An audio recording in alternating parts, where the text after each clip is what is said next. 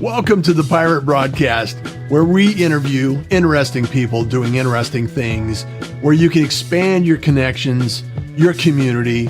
Kindness is cool and smiles are free. And let's get this party started. And it's a great day for a great day, right? So Kyle, happy Friday and welcome to the Pirate Broadcast. You're now officially a pirate, so we can say, we can do pirate things today and have a little fun. So tell us what you're doing these days and hunkering down and staying safe. What's happening in the world of Kyle today? Sure. Yeah. Well, first of all, happy Friday. Thanks for having me here. I'm excited to be a pirate finally. I know we've been trying to get this going for quite some time, and apologize for my scheduling delays as well.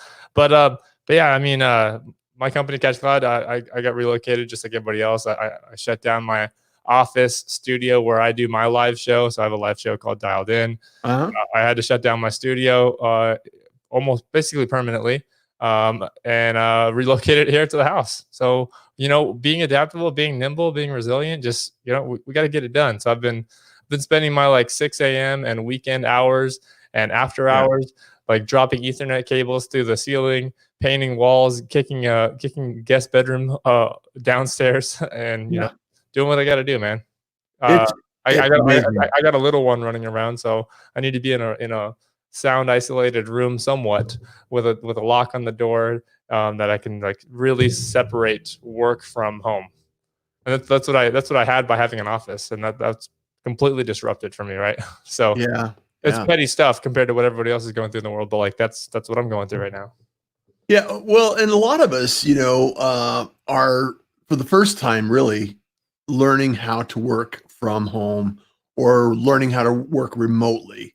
And, I've been working remotely or from home or mobile, for over 10 years now. And it really has, and I was having this conversation with somebody the other day. It's like, okay, well, I've worked from home. However, work from home means different things to different people, because this nomadic lifestyle that people talk about is really, your laptop, you can go anywhere, and it's a hassle. I mean, I'm not going to lie. It's a hassle sometimes because, like your studio, you have your studio is all set up exactly the way you want it set up. The lighting is set up.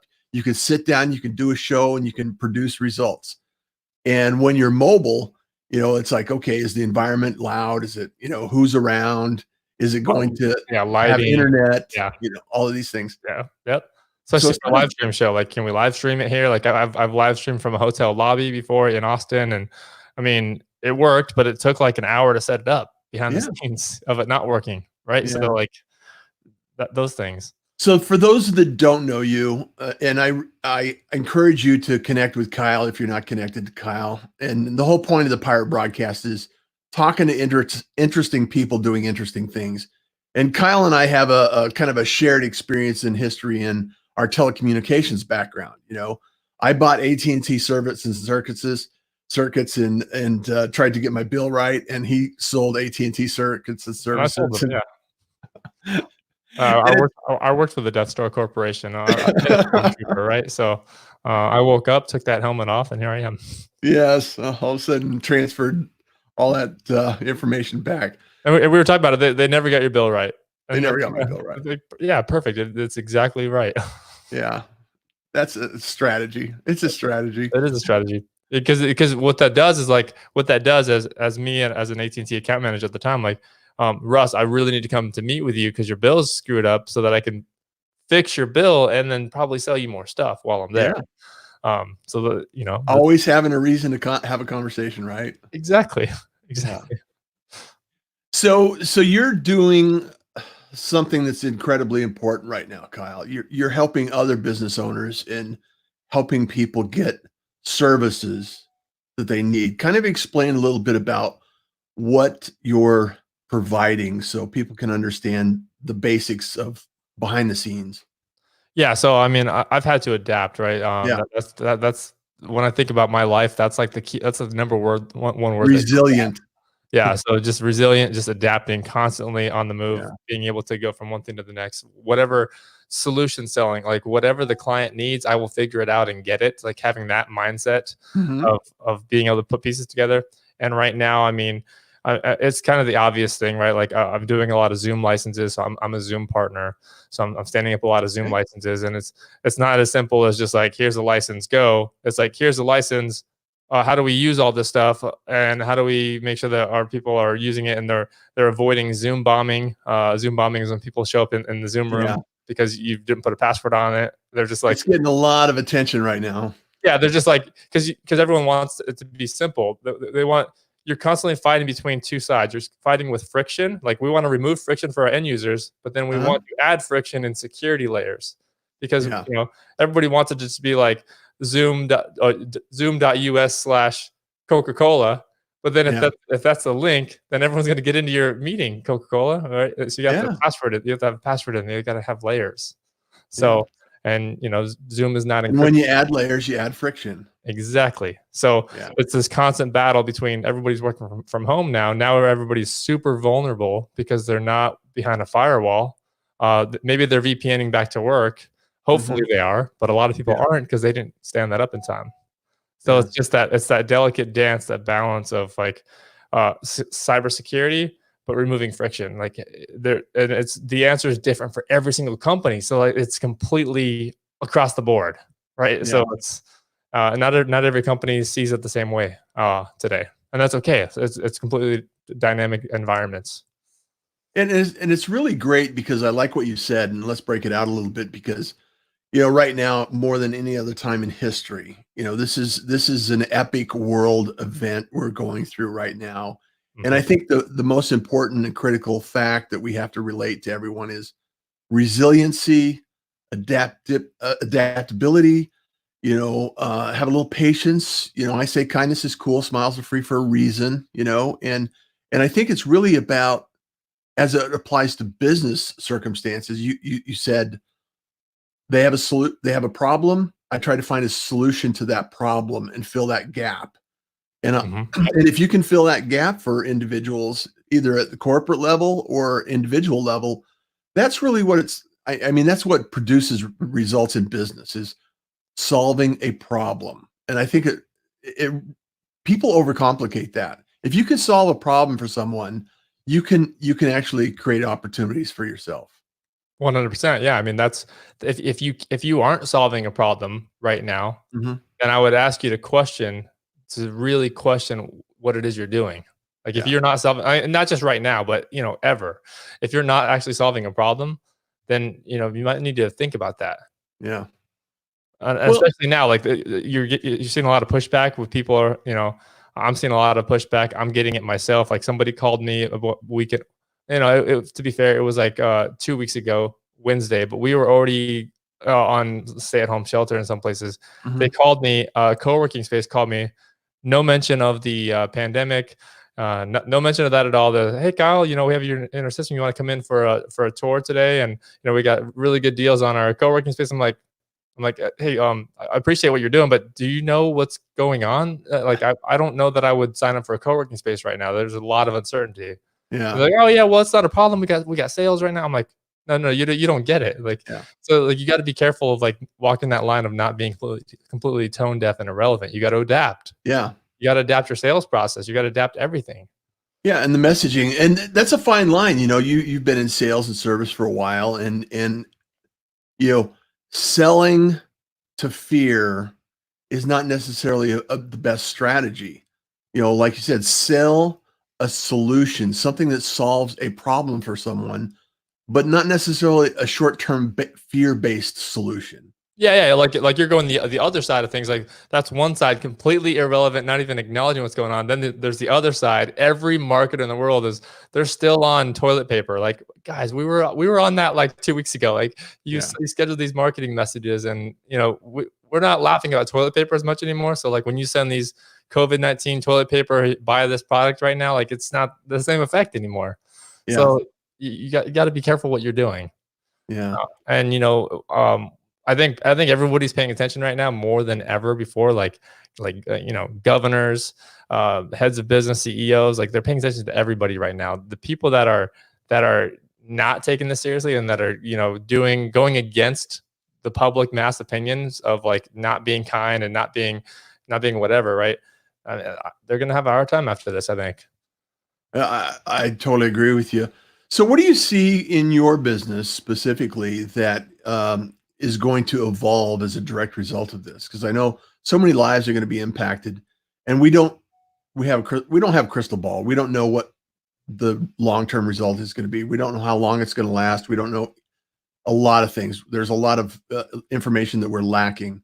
However, I have to believe that there's a sense of, we're all working from home now. That's going to change the way service is being delivered, and the quality of service is being measured and monitored. And the internet right now is really under a lot of strain, and a lot of providers, ISPs and things like that, are really kind of, they're working hard to,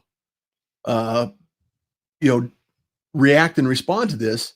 However, at the same time, there's data centers that aren't allowing access to people and teams, and a lot of people to go in and work and upgrade Right. equipment. So it's kind of a dance of how do we provide the quality of service and the adequate service to the individuals at home working, keeping things moving, and also the balance of keeping the providers and the service people safe as well. So Right. Yeah. I mean, you're already seeing it, and you're gonna see this even more so. You hit it dead on the center here with the strain on the internet. mhm. So various companies who've been touting like, oh, we got 5 nines of availability. That means they only go down for 5 minutes a year. Basically, they're guaranteeing that sort of service. What you're going to start to seeing, you're going to start to see some of those claims be broken, be exposed, and you're going to see some companies who don't have the best infrastructure because it's it's no offense to them. Maybe it's built on a 10-year-old platform, and it's for them, like, it's hard to change the entire code of the platform. They're constantly adding to it.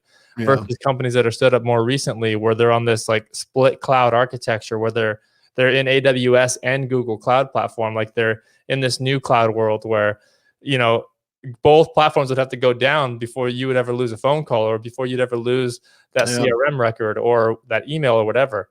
So like, you're going to see those companies probably start to shine a little bit more, like finally start to appreciate the architectures that they've built out. And it's commonly missed upon the end users, because as long as it works. And under normal circumstances, I'm sure it all works. But you're even seeing Facebook break down. Yeah. Facebook is not promoting live. They're not able to put everybody's live stream out. They're having live stream issues. So over the weekend, I saw where some of the pages weren't even displaying. Yeah, it's like, okay, that's a bandwidth issue. Yeah, and it's not Facebook's fault. It's just there's so much demand on the platform right now that they weren't caught up for that. Like, it wouldn't have made sense for them to spin up that much resources beforehand, because they didn't have the demand for it. Now they have the demand is higher than the supply. It's simple as that. Yeah. And they'll be able to fix it with modern cloud infrastructure now. I mean, it's just like it's flipping a switch to turn it on. But for Facebook, they're not going to be able to move that fast because they're a big company. They'll still move pretty quick, but the bigger you are, the harder it is to move. How many servers do you think Google has, or Amazon, AWS, or if people actually understood the internal workings of some of the things that like are required to put internet together. Yeah, like LinkedIn. So just me knowing what I know, like I'm already been making assumptions about I'm not, none of this is factual. I've just been based on where we've seen LinkedIn go from like no video to now full live video, and seeing the struggles that LinkedIn has had. Like, LinkedIn has been buggy, it's been glitchy. Understandably, this is in beta. Like, okay, cool, we have grace for that. But like when Microsoft bought LinkedIn, it wasn't even right away. It was only like about a year and a half ago, where they said, finally announced, we migrated to Azure. What does that mean? That means they took this was basically in like a private data center somewhere, or like a private cloud, or even on somebody's premise somewhere. Maybe they can have their own data center, like their own. Could have been back in the back closet on the third floor. And then they moved it to this virtual server farm that is Azure, that is known as Azure. And doing that was a huge overhaul project.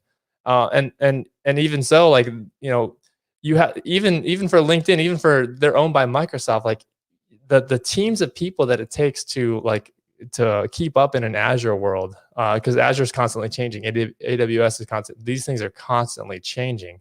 So you have to constantly adapt and retool yourself. You got to be resilient.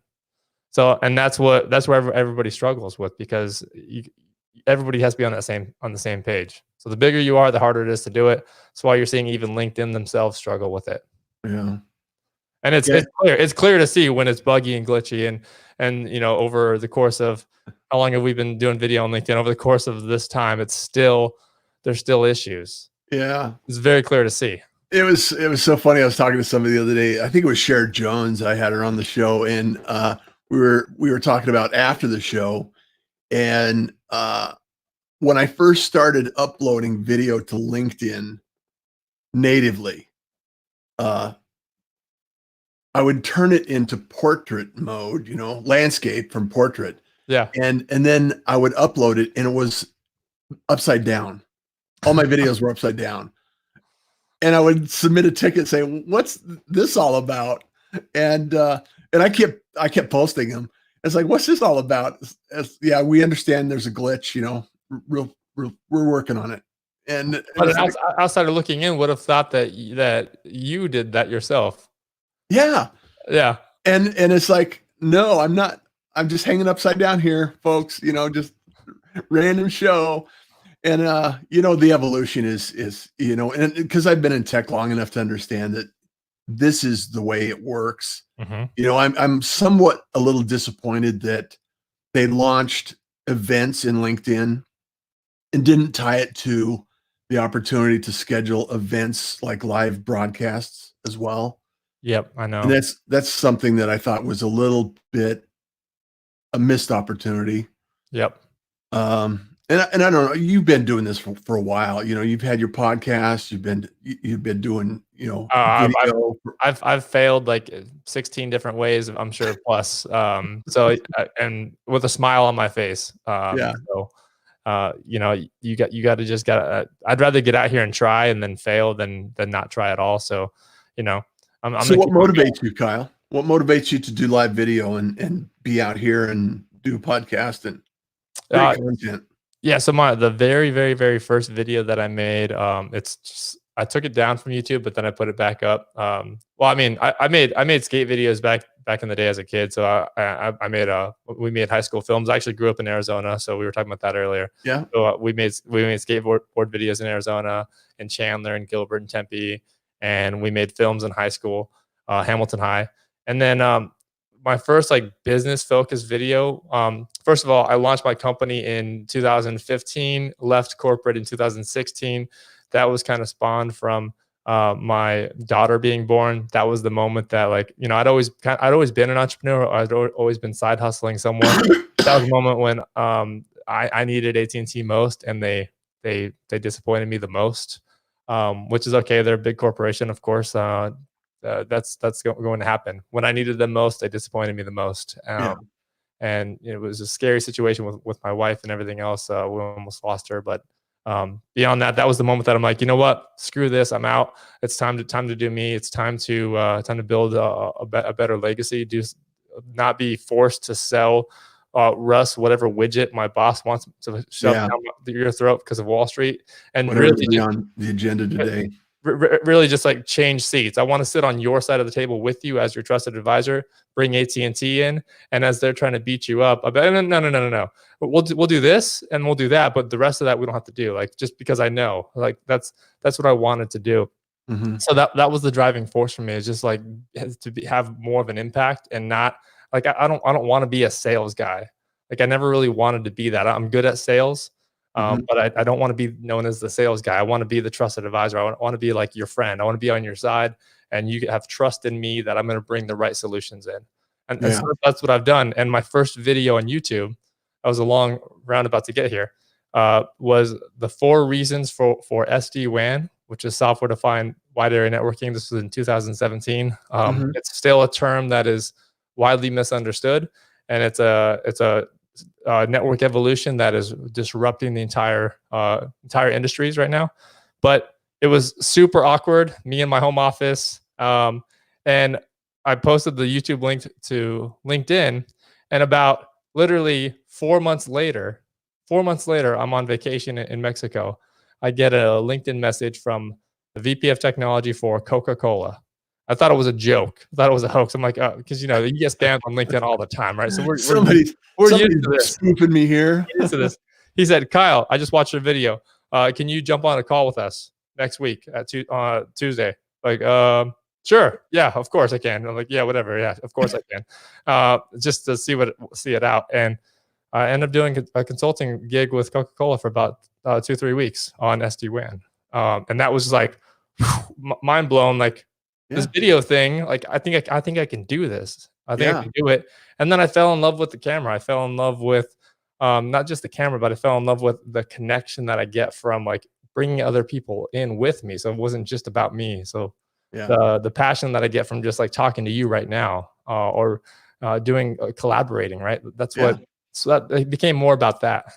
And as a business owner, as an entrepreneur, the number one thing that you have to do besides everything else, you have to wear every hat, but the number one thing you got to do is you have to build relationships. Period. Like if you simplify everything, you have to build relationships. People buy from the people they know, like, and trust. Like we all know that. How can you build stronger relationships at a time when everybody's cold calling and cold emailing and door knocking and they're doing all these things, when there's only 800,000 podcasts in the world versus 500 million blogs? So you got to be different. You got to do things differently. You got to adapt. You got to stand out a little bit. So that's what this is for me. And live streaming is even less frequent than podcasting. Yeah. Oh yeah. I don't even know the numbers on that. Yeah.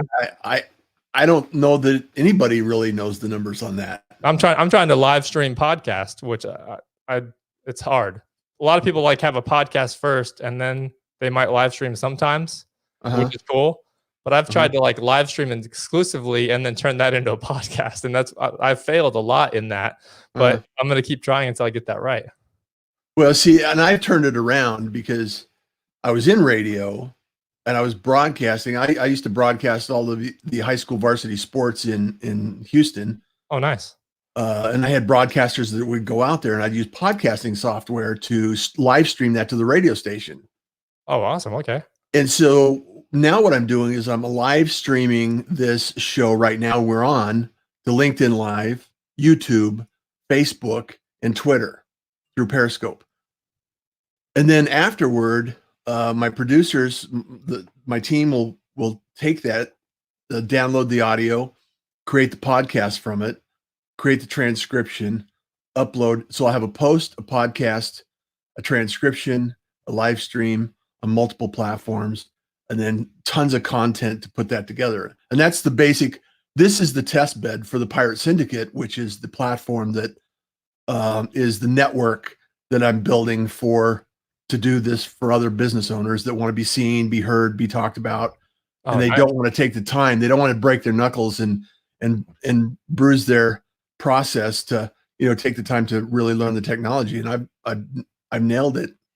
Nice. To the degree that I could produce shows for other people. So I'm starting to produce shows for other people based on my experience with the pirate broadcast. So and that's excellent, man. That's called adapting right there. I mean, especially now, like when we're stuck inside, people need what we do, what you and I are doing more so than ever before. It's never been more validated than right now. Not to be opportunistic, but to be, again, you have a solution to a problem that is common right now. Right. Well, and what's really ironic though, Kyle, is the fact that I started this with a platform called Future Media Association, where I was telling people, you are the media. You have the opportunity to produce and create content right now with the tools we have available. And I was teaching people how to do it. It's like, okay, you can create I taught at Podcast Movement. I've taught university students. I taught an entire journalism teaching staff at the University of Houston on how to create their own podcast. And at the end of the workshop, everybody had their own podcast. Nice. And it's like, so I've done this long enough, and all of these skills have led me to believe that right now, I mean, it's unfortunate, the pandemic, and I don't want to I was doing the Pirate Syndicate before the pandemic hit. Yeah. However, the people that adapt to the skills that allow them to proceed going forward so they can actually broadcast their solutions, help people understand how they can proceed in the business world and do things with that. It's game over for those people. It's like they're ahead of the game. So or the game's just beginning for them. Yeah. Yeah. Exactly. It's for me, it's exactly, you already said it, but for me, like definitely 100% as an entrepreneur, business owner, like, but I would extend this to everybody out there because it's anybody, right? Before your title, whatever title you want to give yourself, right? Or whatever title you have in whatever company, before that, in order to get that job or to get that client, we're all getting the same thing, which is all attention, right? In order to get that, I decided that I'm not going to be a technology company first. I'm going to be a media company first for myself. Kyle Burt is a media company. I'm a media entity. I'm gonna do that. Whether I succeed or fail, I'm gonna put myself out there. I made that decision to put myself out here on the web, for better, for worse, for whatever. Yeah. Just to connect. And then maybe that will drive my business over here. Maybe it won't. Maybe it'll make my business. But those are the uncertain risks. And ultimately, what happened though? What always happens is it does drive your business. Period. It does. But you gotta. It's like a careful dance. Like I've never actually gone out and just like done a straight sales pitch on a video. I've never done that. All my videos, like people still come to me like, Kyle, I don't even know what you do. I watch your show, but I don't know what you do. I'm like, yeah, I should probably get better about, it's okay to pitch myself a little bit. I should probably be better about telling people what I do, but that's okay for me because this is what I like. I like the 100% pull. I'm trying to create a gravitational pull to pull people in towards me to connect with me so that I can help them so that we can help each other. That's all it is.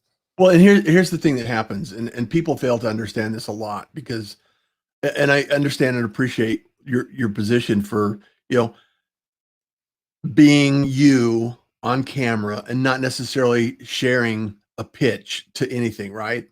Because what happens is the people that want to do business with Kyle learn to understand, okay, I don't know what he does, and if I need his service, I want to work with Kyle to get my service. What happens though, Kyle, and this I've learned this the hard way, and it's taken years because I've been in the same situation for years. I created networks of 1,000 people, and people had no idea what I actually did.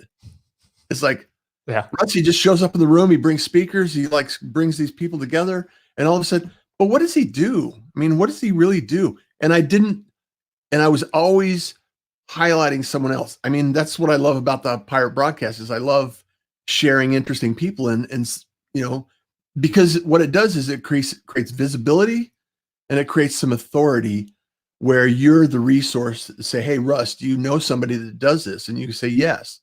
And then if somebody asks you, I need help with this, and he says, well, and then you could say, well, as a matter of fact, I do that kind of work. It's like, okay, if you need help with this, I can help you with that.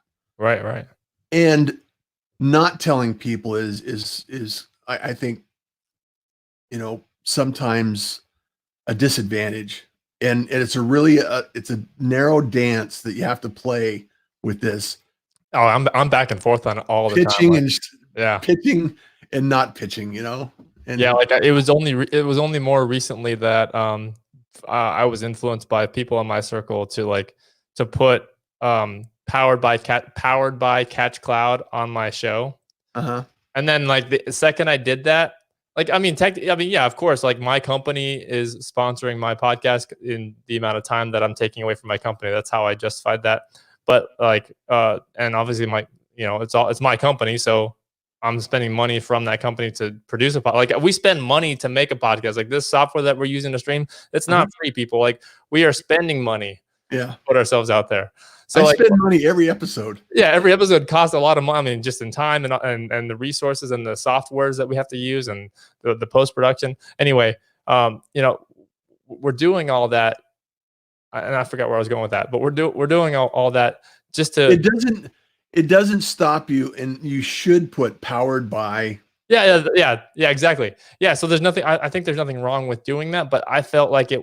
Even today, like I feel like it takes away, like it takes a slight thing away from it, and I have to change that mindset, like that it doesn't take anything away from it. That was just like a personal thing for me, because when I watch content and it's like sponsored by blah blah blah, like even me, I'm like, oh my god, all right, here we go. You know? Yeah, with the YouTube video with the stop in the intro saying, "Hey, you know." Yeah, like website. Squarespace. Like Squarespace. If I see one more Squarespace ad, I swear. You know, Kyle, you make me feel not alone anymore. So yeah. I appreciate that. Yeah. Hey, I want to give a shout out to some of the individuals that joined us today. Jordan Thomas, Preston. Jordan, thank you so much for being here. I love when you arrive. Saeed, customer centric and platform can together. Vicky O'Neill, none of them probably anticipated the worst case scenario. A lot of companies have not anticipated the worst case scenario. Arcot, Wendy, hope you're well. And Angie's here. Fred, I thank you so much for everyone being here. Kyle, I could probably talk with you for a while because there's so many threads that we could pull from on our communications history, wireless and telecommunications, and all of these things that, you know, live streaming, podcasting, all of these things that are really, it's part of our DNA, I think. And it's really, I applaud you for putting out the content, and I encourage you to actually talk about your business once in a while, because people need help. Mm-hmm. And right now, more than any other time, people are going to start thinking about alternatives and taking action on those alternatives. And I think it's valuable, and it's worth your time to be able to share that information. So yeah, absolutely, man. Absolutely. I appreciate that. Yeah. You have permission. Yeah. Thank you. I would extend that, you know, everybody has permission, right, to promote themselves, but just, you know, be careful about it. So don't promote yourself every single chance you get, right? So well, and I think it goes back to the makes sense for you. Yeah, and I think it goes back to the trusted advisor piece of the puzzle. Mm-hmm. And it's like one thing that, you know, the way that is really great is storytelling. And you're great. You know how to tell a story. So it's like, okay, here's a scenario that somebody went through, and here's how the problem was solved. You know, this is some things you need to consider. Here's how you can go through that. And you can tell the story and infer that there's a solution there, and you know about that solution. So then you have the authority to have that conversation next time. You know, when Coca-Cola calls you and they want to know a little bit more about that, you can have the conversation. So, absolutely, yeah, and just be open to it, right? Yeah, be open to it. It was if we're wrapping up here, something I would leave you guys with. I made this part of my keynote. I didn't say it. This was a Charles Darwin quote, but I've centralized it to my business. What I do to help IT leaders grow. It's not the strongest who survive. It's not the most intelligent who survive. It's the one that is the most adaptable to change. So especially right now, the word for 2020 is adapt. Adapt. You have to adapt. So don't be the strongest. Don't be the smartest. Be the most adaptable to change right now. Be open-minded to it. And be open to any potential opportunity that you see out there, because you don't know where it's going to land. You don't know where it's going to come from next. So I love that quote. Kyle, thank you so much for being here. I really appreciate it. And I know you got a lot going on, so thank you for taking the time out of your day to really produce results here for the pirate community. And now, as a pirate, you know, join the group in Facebook, and because a lot of the best conversations happen after the camera's off. That's awesome. And anyone watching now or in the replay, please connect with me. Happy to jump on a call with you guys, offering nothing but support and companionship in this time right now. And if I can help you, great. If I can't, you know, let's talk anyway, and let's see where it goes. Yeah, absolutely. And as you always know, kindness is cool. Smiles are free. And you enjoy the day. Thank you for joining the Pirate Broadcast. If you found this content valuable, please like, comment, and share it across your social media channels. I would love the opportunity to help others grow in their business. The Pirate Syndicate is a platform where you show up, we produce the show. It's that easy. If you want to be